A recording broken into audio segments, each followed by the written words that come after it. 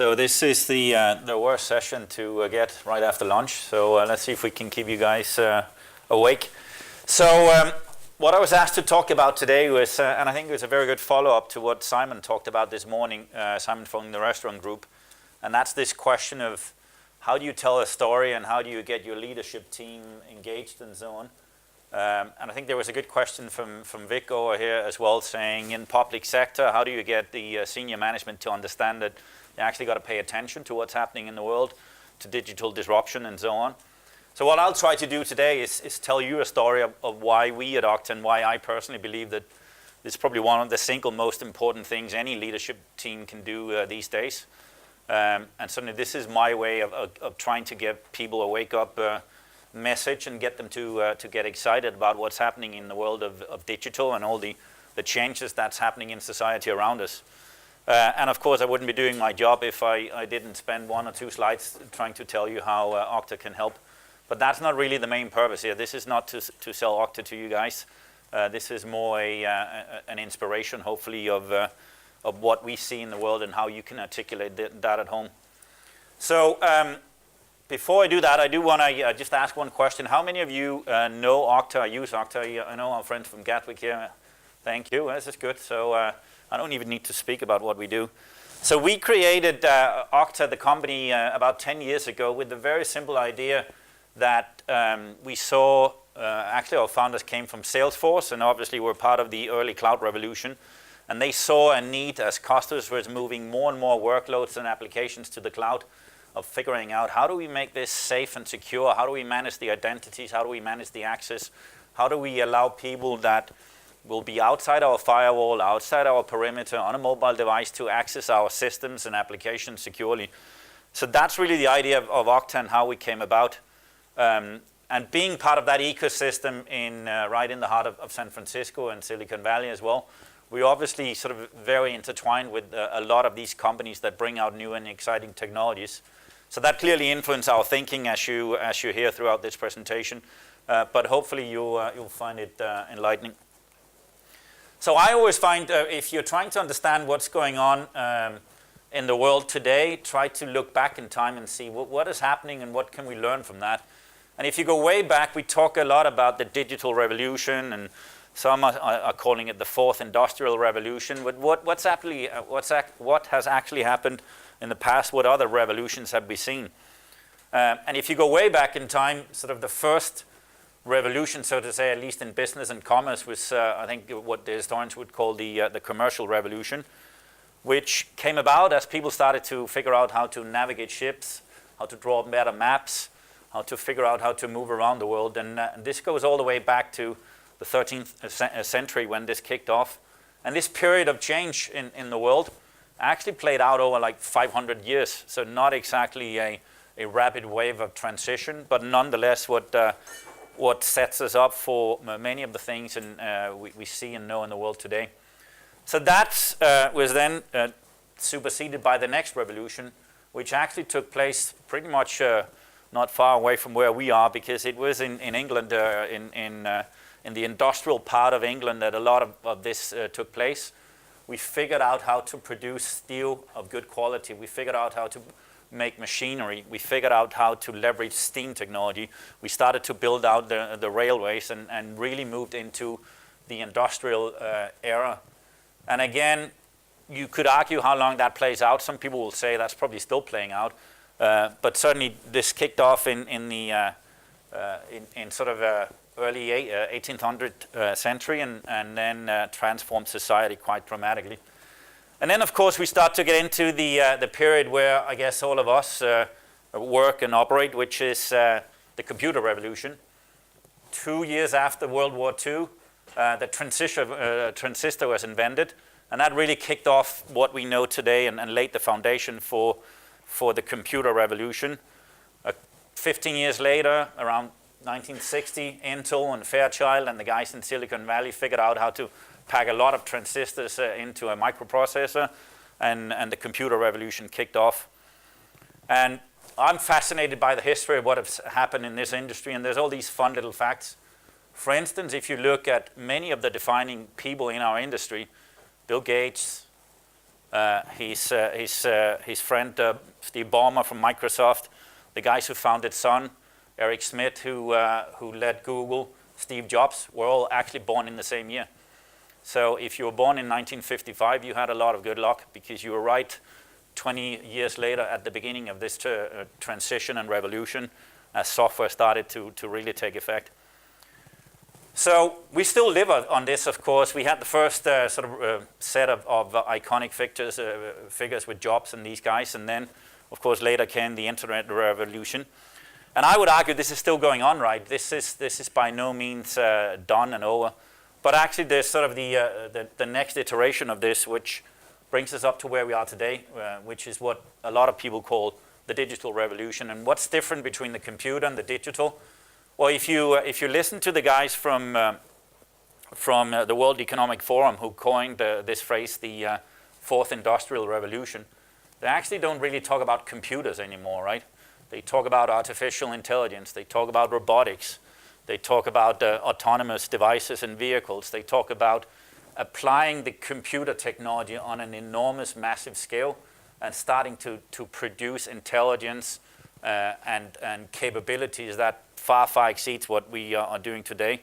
There's also a lot of talk about quantum computing, which will basically take whatever we know today, the capabilities, the ability to crunch numbers, and they will take them into a completely new sort of level of processing power. So there's so much going on right now that's forming our society. And I think as a business and as an executive or as a leadership team, if your executives do not see this and understand this and the potential change power it'll impact or it'll hit your business with, then I would argue your business or their leaders will have a problem. So yeah, we live in very interesting times. I think there's immense opportunities for us as executives in this industry, but there's also some challenges to cope with. So one of the backdrops, certainly if you observe what's going on around us, and if you think back to the little history lesson we started out with, it just feels like everything is accelerating. Everything is happening at an increased pace. And we know this, of course, from our industry, from the technology field. But actually, if you look around what's going on in society in general, it's not just technology this is happening. It's also happening in all the mega trends and key things going on around us. If you look at big cities around the world, for instance, there's about 70 million people around the world migrating from rural areas to big cities every single year. That's more than the population of United Kingdom, moving from countryside into cities every single world. Again, that creates massive opportunities. If you're in architecture, if you're in anything to do with the environmental areas, to create more efficient cities and infrastructures and so on, enormous opportunities. So there's all of these things happening in the world that provides a very interesting context. Tied to that, of course, is the population growth. Right now, we're adding the next billion people in about 12 years. So that's a pretty rapid pace. And again, if you're in agriculture, if you're in food science and so on, that creates, again, enormous opportunities because we have to do better. If we just continue to do things and produce things and sell things the way we do today, we're not going to be able to cope, and we're going to be heading for even bigger problems. So this will slow down, but by, I think, UN estimates by 2055, there'll be 10 billion people on the planet, and we will have to find a way of giving them clean water and food. And that's going to create both some interesting challenges, but also lots of business opportunities, of course. One of the side effects of all of that and all of the good stuff that we're building and consuming and using, I'm not getting into a political debate here, but it is undisputable that the temperature in the world is going up, and that has effects on us, right?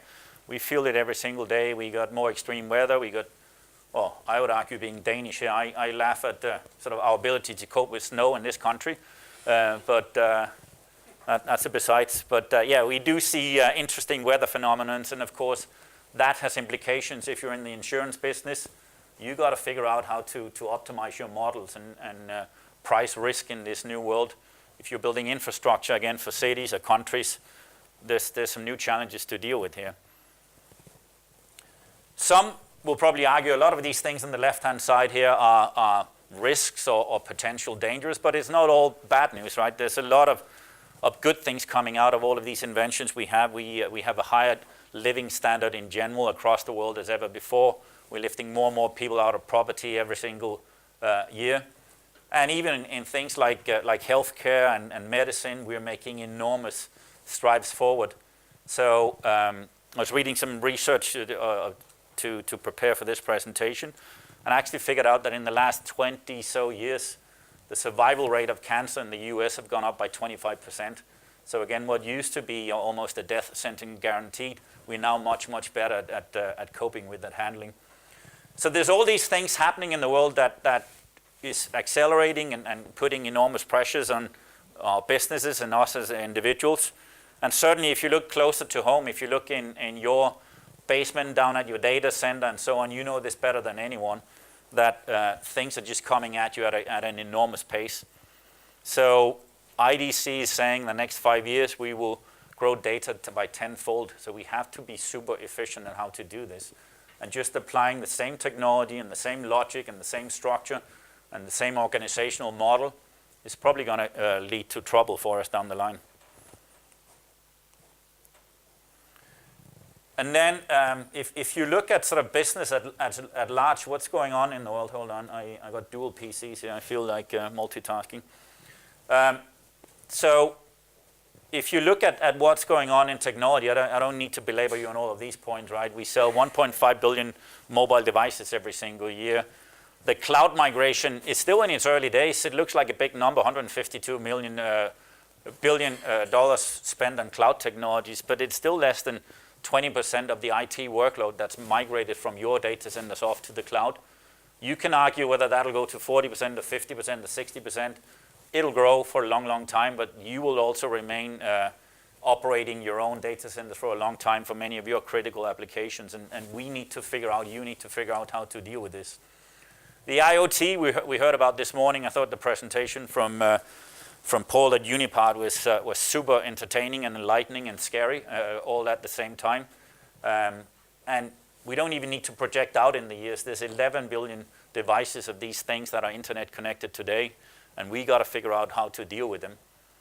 And then, of course, we got this new field of AI, machine learning, which is just going through the roof. If I was starting here at Oxford today, I would definitely go study something that had to do with AI, because that seems to be the guarantee for the future. So lots of fun things happening in our world, lots of opportunities, lots of change, lots of challenges. And then if you look in what does that mean, and what has happened over the last few years here? There was this very famous essay. If you haven't read it, I would encourage you to go back and read it. It was published 5 years ago by Mark Andreessen, the guy who founded Netscape. And he published this in 2012, and it was called Software is Eating the World. And his argument really was, and I think it's pretty much become sort of a known standard since then, that regardless of whatever business you're in, you will have to become very, very good at software development, because if you look at what's happening over the years, this tells a very clear story, right? Back in 1980s, we had technology. We had good old Big Blue at the top here. They were the biggest, most valuable company in the world. Then you had telco, oil, and oil as the 5 largest or most valuable companies in the world. 10 years later, IBM, still doing well, ruled the world. Then we have oil, conglomerate, cigarettes, and oil, great combination. Year 2000, we were all the whole world was gonna go under, Y2K, what are we gonna do? General Electric on top of the world. This is when I started to take keen interest in business, and I would buy any book that Jack Welch, the CEO of GE, would publish, because he was like, this is God, this is the guy who figured it out. Again, then we have oil, pharmaceuticals, a bank, and Cisco pops in here. 2010, not that long ago, 8 years ago again, we have oil number 1, we have Apple showing up, we have Microsoft, we have insurance or investment, I guess, from Berkshire, and then we have GE. And then you look at today, what are the 5 most valuable companies in the world? I don't know what it is as of today. I guess Facebook may have dropped a bit over the last couple of weeks. But it's probably still in top 5. You have Apple, Alphabet, Microsoft, Facebook, and Amazon. And you may even have Baidu and Tencent, a couple of the Chinese giants.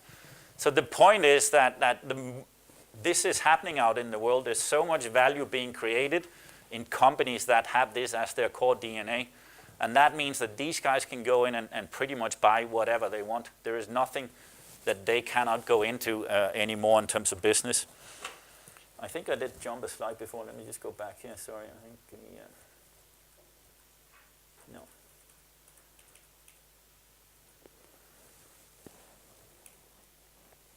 So what does that do in a business context, all of this? What do we need to deal with? What does your board need to deal with? This is what happens when you move from a Mac to a Windows. So we talk about all these big problems, and yet we haven't figured out how to move from one operating system to another. But anyway, so the markets are just insane. I was reading the news on the way out here, and there was this interesting story that Amazon announced a partnership in France this morning. They announced a distribution partnership with one of the biggest retailers, and the stock went up 10%. So good old-fashioned French retailer agrees to become a delivery central for Amazon, and the stock value goes up by 10% for one of the largest businesses in France.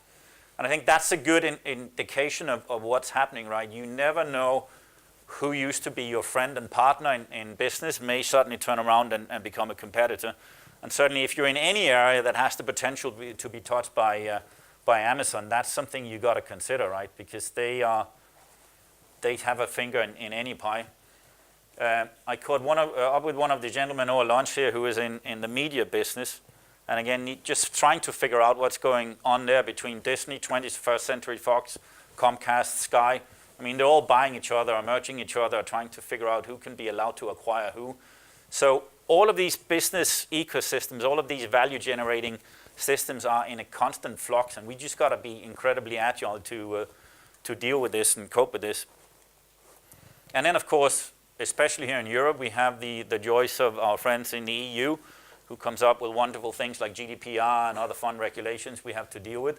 So we're also living in an age where there's much more regulation hitting us, and we don't have an option. We have to comply. There is no opting out of many of these programs. And then I won't go into sort of the cyber risk. Again, I thought Paul did a fantastic job articulating that. But on top of all of this, of course, we have to just accept the fact that the world is a pretty scary place right now. We have nations that are weaponizing technology, and as Paul said, a lot of the bad things that happen is actually collateral damage by countries fighting it out with each other. Again, I'm Danish, and in Danish business, the Maersk, the shipping company, is like corporate royalty. These guys got caught up in this, and that cost them 300 billion. So this is real economic damage being inflicted. And I like a lot what Paul said this morning, that we can, of course, assume that there's all these super sophisticated 0 days risks being leveraged to do that to a company like Maersk. Actually, it's not. A lot of it is very basic hygiene we're not doing. And if there's one single thing at Okta we recommend our customers to do, is something as super simple as saying, you should never have a business user not using two-factor authentication. 80% of all data breaches, according to a recent study from Verizon, is because of compromised username and passwords. It's not because of a bunch of PhDs in North Korea targeting us. It's because someone clicked on a link and got phished, or it's because some admin put a post-it note on his screen with username and password. It's basic things we can do to not eliminate the cyber risk, I'm not saying that, but to dramatically increase our security posture. Add two-factor authentication, and you have just cut out 80% of the reasons for data loss. So that's certainly one thing that we are preaching very heavily. Low cost, high impact, very tangible. And then last but not least, if you think of your own world, if I think of how I shop these days, my number one criteria for buying anything these days is how good is their web presence, how good is their app. I actually don't really care whether they have a nice shop on Oxford Street or whatever. But if I'm changing banks, I actually want to test their mobile bank or mobile app before I make a choice of switching. So we just have to accept that the consumer and even business users increasingly are judging us on our digital posture. That is how most consumers, especially if they're a lot younger than me, will decide whether they want to do business with us or not.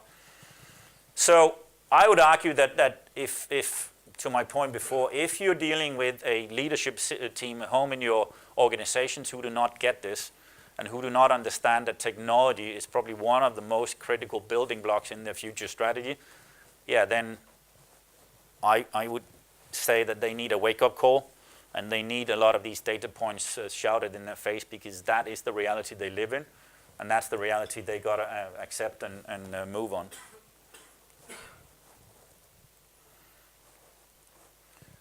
So if you go back to this Mark Andreessen quote about software eating the world, basically what he's saying is that every single company needs, to varying degrees, of course, to become a technology company. Some will be hit more than others if you're in anything that can be distributed digitally, like books or music or video entertainment. Yeah, you're absolutely at the forefront. You already have been disrupted dramatically. You have been impacted by this. If you are a pharmaceutical giant, if you are oil and gas, if you are a petrochemical company, you may be less disrupted by this, but of course you still have to leverage this technology to do research, exploitation, etc. But to varying degrees, every single company have to change their DNA and become a technology company. If not, you will go out of business. It's just a question of when. And again, if we went back to this slide of how companies have, the largest and most valuable companies have evolved over time, there is an associated sort of statistic out of that, basically saying of the 500 largest companies in 1955, 90% of them do not exist anymore. They've either shrunk, gone out of business, or been acquired. So this is not just some theoretical threat. There is this sort of Darwinism happening in the business, and it's accelerating like anything else we talked about. So yeah, there is no excuse for not accepting that you will have to become a technology company. That's the number one message you got to deliver to your board, and they have to act. If not, you probably should get another job, because they will be heading for trouble. So in terms of technology, if we accept that is the world we live in, if we accept that mobility and cloud and constant business change is just the fact of life, how do we deal with it, and what do we need to do to prepare ourselves for that, to make sure that we can cope? And technology-wise, this used to be pretty simple. You would buy some cool hardware from these guys here, IBM. You buy SAP R3. You run some Oracle. You'd have tons of Microsoft stuff. Then you'll call Checkpoint and buy some nice firewalls, and Symantec would help you do endpoint protection, and you are done pretty much. Easy. The problem, of course, is that the new reality is that that's not the way technology looks anymore. Whether you like it or not, or whether you want it or not, reality in most businesses is that you will have a high number of these applications deployed. You will have GitHub for development. You will have SAP Concur for expenses. You will have Salesforce in pockets. You will have all of this cloud technology being deployed, whether you know it or not, or whether you accept it or not. So one of the things we have to accept as a business today is that is what's happening, right? I joined Okta 6 months ago. Before that, I worked for a company called DocuSign, one of the logos up here. We were selling e-signatures. And the way we sold it was quite simple. You could get a free version of DocuSign, and businesses start using that. If you like it, you can go buy it for $200 on your credit card. And then we would show up to a large company saying, hey, we're from DocuSign. Did you know that you have 48 executives using e-signature in your business today? Would you like to bring that under control and have a framework and make sure that we can support this, and you have a legal agreement that we're going to take care of your data and so on? That's just reality. That's how big businesses operate, and we need to figure out how to cope with it. And then the other thing that's happening technology-wise, which again I'm sure all of you are seeing, that every discussion now turns not so much to, is your mobile app cool, or is your website pretty cool? It's actually as much, how capable are your APIs? How easy is it to secure or securely connect with business partners and other players in your ecosystem? Because that increasingly is how we work with other parties. We have to find a way robustly and safely to connect with all these different stakeholders in our ecosystem. And often you look at an app thinking, wow, that's a scary company. They got everything under control. And the example I like to use is I'm a big user of Uber until they get kicked out of London, and we'll have to figure out something else. But they're basically a leading edge application, but if you sort of dig under the hood, you'll find that they're using Google Maps through APIs for their mapping technologies. They're using SendMail for distributing their email. They're using Twilio for all the notifications you're getting in your application. They're using, I think it's Stripe for processing their payments. They're using a ton of microservices from other technology companies. So in fact, what Uber did was just incredibly effective at putting pieces of technology together and then building a business around it. So my point is that as a technology company, we need to figure out how to leverage other services, microservices out there. But we as technology executives also have to figure out how we open up our network and make all the functionality and business logic we have available in an API form in a way that we can control and secure. So I would argue that if we come back to the slide before and think about how we used to build our infrastructure and put firewalls around it, and then we think about the APIs now and we think about the cloud applications, I would argue that the concept of a perimeter is dead. It's gone. It doesn't exist anymore. In fact, there's some interesting research being done and products now starting to come out inspired by Google, which is called Beyond Corp, I think is the standard. And the concept really is you should never trust anyone. Even if someone connects inside your network, do not trust them. So there is zero security in any device as they come in by default, and you have to authenticate, again, through multiple layers of security before you give them access to anything. So whether someone is coming in from an internet cafe, the airport, or your business, don't trust them. You have to identify who they are and act accordingly. And again, you have to do that because it's not just your employees accessing these systems anymore. It's your suppliers, it's your business partners, it's your temporary workers, it's your customers, it's your APIs connecting other APIs in. So the concept of a firewall to protect your business, in my sort of view of the world, is a fallacy now. We have to move beyond that.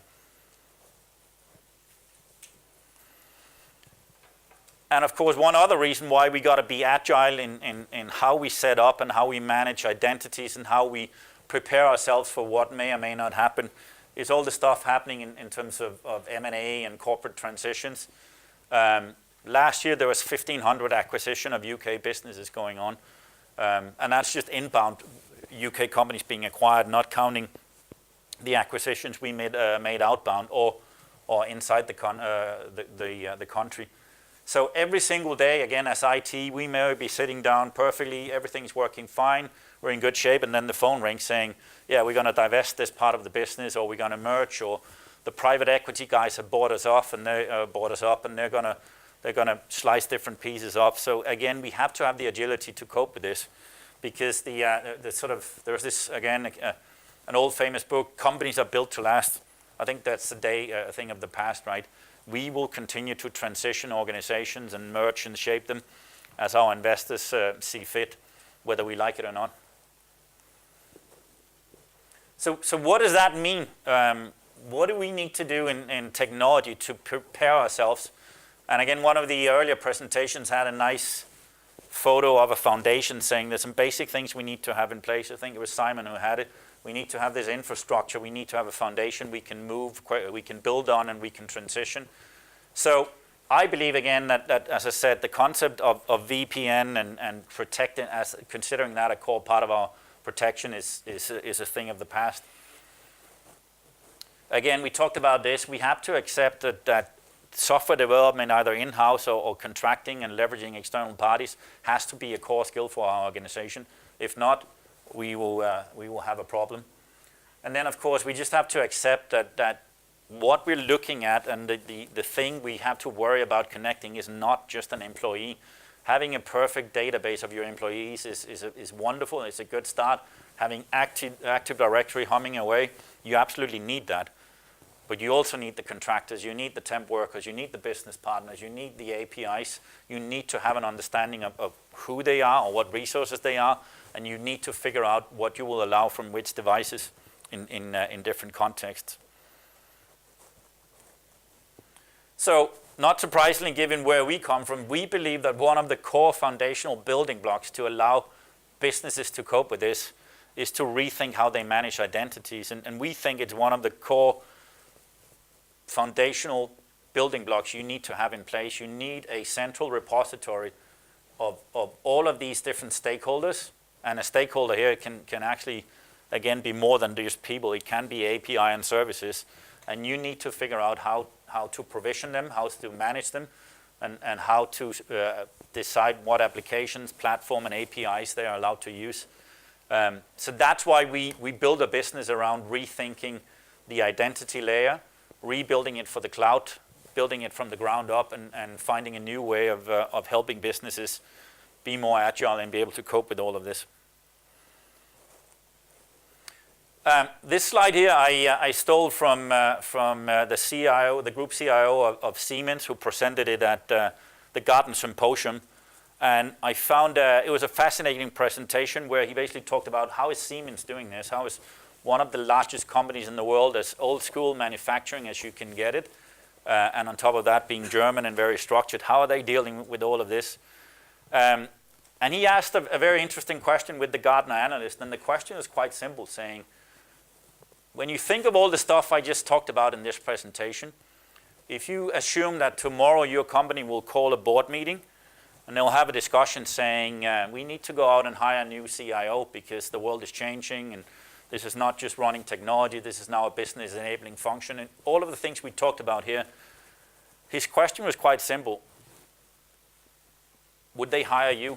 Would they give you the job you have today if they posted it tomorrow and said you have to be able to cope with this? So he was basically challenging, as the CIO of Siemens, everyone in the group, saying you need to do something different. If you just focus on running the infrastructure down in the basement, at one day they will have to have that conversation, and you may not have a good outcome in that conversation. So his point was basically saying what they're doing at Siemens and what they're doing is they're moving from this focus on the traditional IT. Yeah, SAP has to run, of course it has to do, and there's many other traditional things, but they have to invest in standardizing and optimizing and becoming lean and very efficient, and spending quite a much smaller fraction of their IT budget on keeping the lights on these legacy systems. And then over time, at a future state, be able to operate that at a much, much lower cost and much less focus. They will not go away, these systems. They will continue to be important for your businesses and in this case for Siemens. But you have to free up money and time and resources to go and do these things. You have to figure out how to build a digital business. You have to infuse this DNA, and then again, either now or in a not too distant future, actually rethink the company and become a digital organization. And it was a fascinating talk. If you ever get a chance to see him and hear this story, how they're doing hackathons, how they're doing all of these things in a traditional company like Siemens was very inspiring. And this is obviously a very, very high level, simple map, but I think this is what we need to do. We got to do what, again, Gartner's calling two-speed IT or bimodal IT. Do all the old stuff, all the traditional legacy systems, because they are important, they run your business, but we have to do it with fewer resources, more efficiently, and free up energy to do all the new things, because that is what the external world and new competitors will force us to do. So, just a word from your sponsor, and that will be Okta in this case. So what is it we do? What does all of this have to do with Okta? And so we built this cloud, as I said, which is a way for businesses to move their traditional identity and access management from the on-prem systems down in the basement up to the cloud. And once you do that, you can do cool things. You now have an Uber directory, a meta directory that will tie in your Active Directory, your consumer customers, your LDAP sources, all of the places where you have identities. You can store and manage them in one identity. You can do single sign-on. If you have all of these cloud applications and on-prem applications and combinations of them, you need to give people a way to securely and safely access them and simply access them. And you got to apply multi-factor authentication, as I said. If there's one thing you need to do to raise the bar security-wise, that's the simplest thing. And then, of course, as you have all of these identities and you have them across many platforms, you got to manage lifecycle, and you have to have an efficient way of onboarding, managing, and offboarding identities, whether that's a customer, a temporary worker, a permanent employee. And then last but not least, you need to do this not just for users, which is where we started at Okta, and then along the way we got pushed down the fact that you also need to do this through APIs and make it available for your consumer identities and secure the API access to all of your systems. So that's what we do at Okta. Yeah, we were born in the cloud to do this, and that's all we do when we wake up every morning. Try to help you move your identities into to this new world. So if you ever have challenges in these areas where you need to manage and secure sort of what we call the extended enterprise, give us a call. If you are building cool applications and need to figure out an efficient way to build robust security repositories and sign-on mechanisms for your consumers, give us a call. We would love to help you. So I hope you found this, I don't know, scary, enlightening, entertaining, or all of the above. I think this is happening. We're all equal as sort of these digital waves hit our industries. I think what sets us apart is how we react to it and how we stand up to the challenge, because it is coming at varying degrees of speed and power in different industries. But hey, we live in interesting times. Thank you.